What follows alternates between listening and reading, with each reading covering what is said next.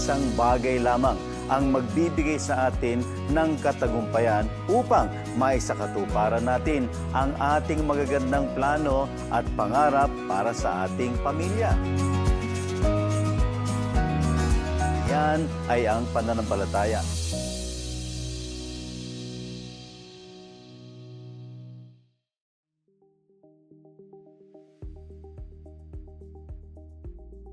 Isa na naman pong masaya at pinagpalang araw sa inyong lahat.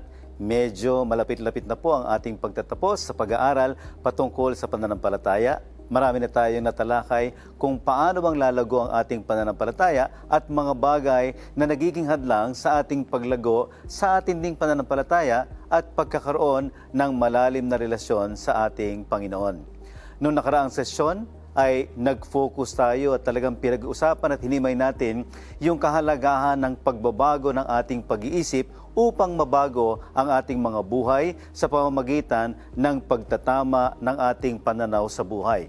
Sa sesyong ito ay pag-uusapan naman natin ang kahalagahan ng application or ipamuhay ang mga bagay na ating natututunan. Pero bago po ito, tayo po muli ay magsimula sa isang panalangin. Panginoon, napakabuti mo sa amin. Salamat at sa mahabang panahon, hanggang sa araw po na ito ay hindi ka napapagod sa pag-abot sa iyo pong mga anak. At sa amin pong pag-aaral at sa amin din pong paghihimay at pag-uusap ng inyong salita, tulungan mo po kami at tuluyan namin ito na maipamuhay, Panginoon. Salamat, ito pong aming dalangin sa pangalan ni Jesus. Amen at amen. Doon sa last session natin ay nagtapos tayo sa aklat ng Filipos patungkol sa kaisipan na kapuri-puri sa Diyos. Basahin po nating muli. Sa Filipos chapter 4 verse 8, bilang pagtatapos mga kapatid, lagi ninyong isaisip ang mga bagay daw na ano po, ang mga bagay na karapat-dapat, ang mga bagay na kapuri-puri, mga bagay na totoo, marangal, matuwid, malinis, kaibig-ibig at kagalang-galang. Doon sa binasa natin, ano daw ang mga bagay na karapat-dapat at kapuri-puri sa Panginoon? Sinabi dito, mga bagay na totoo. Kasama sa pinag-aralan natin ang patungkol kay Satanas bilang ama ng kasinungalingan. At isa sa paraan na ginagamit niya upang malayo tayo sa Diyos at masira kasama ng ating pamilya at iba pang mga importanteng relasyon sa atin ay sa pamamagitan ng kasinungalingan na tinatanim niya sa ating kaisipan. Madaling salita, nilalason niya ang ating kaisipan. Kapag ang mga bagay na iniisip natin ay maglalayo sa atin sa Diyos, nasisira sa ating relasyon, huwag na nating i-entertain. Sumunod ay marangal, matuwid, malinis. Alam ninyo, sa totoo lang, tayo mga tao ay merong kakayanan na mag-isip ng mga bagay na karumal-dumal. Mga bagay na marumi, mga bagay na malaswa. Kung alam mo lang na merong kakayanan o kapangyarihan yang nasa tabi mo na basahin ang iyong isip, siguradong tatakpan mo ang iyong noo o ang buong ulo mo dahil alam mo na mayroon siyang mababasa na hindi kanais-nais sa ating isipan. Kaya nga sa aklat ng Mateo chapter 5 verse 28, ngunit sinasabi ko sa inyo, ang sino mang tumingin sa isang babae nang may masamang pagnanasa sa kanya ay nagkakasala na ng pangangalunya sa kaniyang puso. Ito ang kadalasang struggle ng mga kalalakihan. Balot na balot ang damit ang babae, pero napakabilis at may kakayanan ng ating kaisipan na huburan ang babae. Ang ibig sabihin, can you just imagine kung gaano ang kakayanan ng ating kaisipan nang gumawa at mag-isip ng mga bagay na talagang hindi kanais-nais sa paningin ng ating Diyos. Kaya nga sa Mateo chapter 15 verse 19, sapagkat sa puso, ano rin yung sa puso? The evil desires. Sa puso nanggagaling ang masamang kaisipan o tinatawag na evil thoughts. So sa puso, meron kang evil desire at sa kaisipan, meron kang evil thoughts. Ano yung evil thoughts? Pagpatay, pangangalunya, pakikiapid, pagnanakaw, pagiging saksi para sa kasinungalingan at paninirang puri. Napakaraming mga bagay. ang kayang sirain sa ating buhay sa pamamagitan lang ng ating isip. Ibig sabihin, kahit ang ibang mukhang maamo at napakabait, sa isip lamang pwede ring magalit at makapatay. Balikan natin ulit yung Filipos chapter 4 verse 8. Bilang pagtatapos, mga kapatid, lagi ninyong isaisip ang mga bagay na karapat-dapat at kapuri-puri. Mga bagay na pinag-usapan natin kanina, totoo, marangal, matuwid, malinis, at kaibig-ibig at kagalang-galang. Makakabuti daw sa atin kung ang mga bagay na iisipin natin lalo't patungkol sa ating kapwa ay mga bagay na kaibig-ibig at kagalang-galang. May mga bagay at kaisipan na katanggap-tanggap sa Panginoon at mga bagay na makakatulong sa atin na magkaroon ng matibay at healthy relationship sa mga taong nakapaligid sa atin. Pero alam ninyo, mahirap talaga kung ang struggle ay nasa isip. Ano ba ang pwede nating gawin upang patuloy tayong magkaroon ng maayos na kaisipan? Tuloy natin yung kadugtong sa verse 8. Isagawa ninyo ang lahat ng inyong natututunan. Ano sinabi niya? Isagawa daw natin yung ating mga napapag-aralan, yung ating mga natututunan, ito raw ay pamuhay natin. Tinanggap, narinig, at nakita sa akin. Sa gayon, sa inyo ang Diyos na nagbibigay ng kapayapaan. So isagawa raw. Anong ibig sabihin ng isagawa?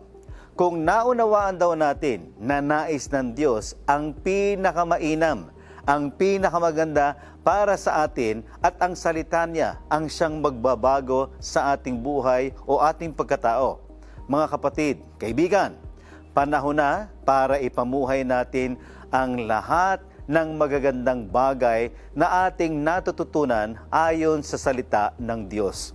Bakit palagay ninyo kailangan nating ipamuhay ang natututunan natin ayon sa salita ng Diyos? Una, lahat ng bagay na Kanyang ipinapagawa sa atin ay para sa ating ikabubuti. Pangalawa, walang mawawala sa atin kung susubukan nating mamuhay ng mabuti, bagkos pabor ito sa atin at sa ating mga mahal sa buhay. Pangatlo, napakaraming pagpapala ang ating makakamtan kung tayo ay susunod sa Diyos, kasama na dito ang kapayapaan. Alam ninyo, hindi nabibili ang peace o yung peace of mind. Ano pa? Kagalakan at buhay na punong-puno ng pag-ibig. Pang-apat, napakagulo at nakakapagod ang buhay na hindi ayon sa kalooban ng Diyos. Ito yung tinatawag nating miserableng pamumuhay. So, ano ibig sabihin ito? Sabi nga ng marami, no-brainer. Hindi na pinag-iisipan dahil para sa isang taong maayos mag-isip, pipilitin mo na gawin ang mga bagay na may higit na pakinabang o magdudulot ng kabutihan sa iyo. Ano ang mga bagay na pwede nating gawin bilang panimula para masigurong maipapamuhay natin ang ating mga napag-aralan at tayo ay magpapatuloy? Una, kailangang ayusin natin ang ating mga prioridad sa buhay na pinag-uusapan na rin naman natin. Kapag tama ang ating mga priorities, siyempre, mag-uumpisa tayo sa pagbibigay ng oras para sa Panginoon. We have to make sure na magiging consistent ang ating time para sa Kanya. Time para pag-aralan ang Kanyang salita at time para oras ng paikipag-usap sa Diyos o yung tinatawag nating panalangin. Dito pa lang, kapag naging consistent na tayo sa pagbibigay pa lang ng time natin sa Panginoon, first thing in the morning, makikita natin ang maraming pagbabago sa ating isip, at maging sa ating mga gagawin at desisyon sa buhay. Kapag nag-umpisa na tayong magpatuloy na maging konektado sa Diyos, mas magiging kalmado tayo at hindi na tayo padalos-dalos dahil mararamdaman mo na ang pagkilos ng Espiritu ng Panginoon sa iyong buhay. Pero siyempre, Bagamat tayo ay nagbabasa ng salita ng Diyos at may oras na para manalangin, ay hindi pa rin tayo perpekto at siguradong dadaan pa rin tayo sa pagsubok at magkakaroon pa rin tayo ng tinatawag nating mga struggles and yung mga temptations. Kaya mahalaga na maging kabilang tayo o magkaroon tayo ng tinatawag na small group, Bible study group, or accountability group. Bakit importante ang mga bagay na ito? Ano nga ba ang accountability group? Mga piling tao na makakasama natin sa pag-aaral at paglago sa ating relasyon sa Panginoon. Gaya ng ginagawa natin tuwing nagtatapos tayo ng session, meron tayong discussion. Yung small group na ito, kung meron kayong makikita o maganda, kayo na mismo ang maging permanente, ito yung mga magiging tunay na kaibigan na makikinig sa atin, sa mga pinagdadaanan at struggles natin, pero hindi tayo i-judge or kukondenahin. Mga taong willing makinig or pakikinggan tayo, pero hindi nangangahulugan na sasang-ayunan or kakampihan tayo sa ating mga maling gawa at hindi tayo kukonsentihin kapag tayo ay nagkakasala. Ito yung accountability group, care group, or small group, mga tao na ang hangad ay mga bagay na makakabuti para sa atin. Naaalala ko nung ako ay nagsisimula pa lamang sa aking faith journey. Kaming mag-asawa ay inilagay ng Diyos sa isang group or D group or care group na mga taong eksakto gaya ng binanggit ko na katangian ng isang small group or accountability group. Kapag may problema kaming mag-asawa, nandyan yung aming care group para makinig sa amin or minsan nagsusumbong sa kanila yung misis ko at itong mga naging kaibigan ko naman ay sisiguraduhin nila, nakakausapin nila ako at ako ay papaalalahanan. It's been 25 years now. Hanggang ngayon, magkasama at magkakaibigan pa rin kami. And it's been 25 years now na hanggang ngayon, meron pa rin kaming accountability. Napakalaking bagay sa amin na meron kaming mga tunay na mga kaibigan na naging instrumental sa aming paglago bilang mag-asawa at bilang lingkod ng Panginoon. Ang aking panalangin para sa inyo ay maging kabilang kayo dun sa small group at pagpalain kayo ng mga tao who will be committed na mag-journey kasama kayo sa mahabang panahon. And of course, napakahalaga rin na magpatuloy tayo na ma-feed ng salita ng Diyos and to be part of a church family. Dito ay may experience natin yung tinatawag na corporate worship. Kasama pa ang maraming kapatiran na sama-samang magpupuri sa Diyos at mag-aaral ng Kanyang salita. Dito rin ay magkakaroon tayo ng pagkakataon na magamit ang ating mga tinatawag na God-given talents mula sa pagtugtog, pagkanta o pagtuturo para makapaglingkod sa Panginoon at sa ating kapwa. Siguraduhin lamang natin na yung church na ating pupuntahan ay isang Bible-believing church na ang sentro ay ang ating Panginoong Hesukristo. Since ang naging pinakatema at focus ng ating pinag-uusapan sa sesyong ito ay ang pagtupad at pamumuhay ng salita ng Diyos, I would like to end with this passage mula sa aklat ng Santiago or James chapter 1 verse 22. Maging tagatupad kayo ng salita at huwag maging tagapakinig lamang. For us to learn is one thing, but for us to apply is another thing. Why? Sabi dito, kung tayo ay makikinig at hindi lang natin i-apply, ang sabi nga dito, dinadaya lang ninyo ang inyong sarili. And that's why, palagay ko, hindi lamang panloloko sa sarili, kung hindi panloloko na rin sa Panginoon at pagsasayang lamang ng oras ang mag-aral at makinig ng salita ng Diyos, ngunit wala naman pala tayong planong ipamuhay. At diyan mga kapatid, nagtatapos ang sesyong ito, pagpalain po kayong muli ng Panginoon. Tayo ulit ay magsara o magtapos sa isang panalangin. Salamat Panginoon sa isang napakahalaga na namang mensahe. Ito'y lubhang mahalaga dahil ang pag-aaral ng salita ay hindi lamang basta may mapakinggan kami Ang importante rito, Panginoon, ay magsimula na kaming ipamuhay ang mga bagay na itinuturo mo sa amin.